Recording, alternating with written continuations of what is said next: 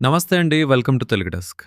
దేశవ్యాప్తంగా తీవ్ర కలకలం రేపుతున్న నీట్ వ్యవహారంలో ఒక కీలక పరిణామం చోటు చేసుకుంది. కేంద్ర మంత్రులతో సీజేపీ నేతలు జరిపిన చర్చలు ఎట్టకేలకు ముగిశాయి. ఈ భేటీలో సీజేపీ బృందం ప్రధానంగా 3 కీలక డిమాండ్లను ప్రభుత్వం ముందుంచింది. వీటిలో 2 డిమాండ్లకు కేంద్ర ప్రభుత్వం సానుకూలంగా స్పందించింది.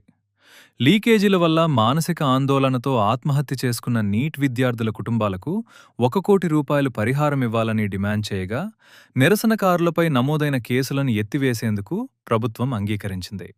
అయితే మూడో డిమాండ్పై మాత్రం డెడ్లాక్ కొనసాగుతోంది. కేంద్ర విద్యాశాఖ మంత్రి ధర్మేంద్ర ప్రధాన్ తక్షణమే రాజీనామా చేయాల్సిందేనని సీజేపీ గట్టిగా పట్టుబట్టింది. ఆయన రాజీనామా చేసే వరకు తమ ఉద్యమం ఆగేదే లేదని స్పష్టం చేసింది. ఈ క్రమంలో రేపు మరోసారి కేంద్రంతో సీజేపీ చర్చలు జరపనుంది.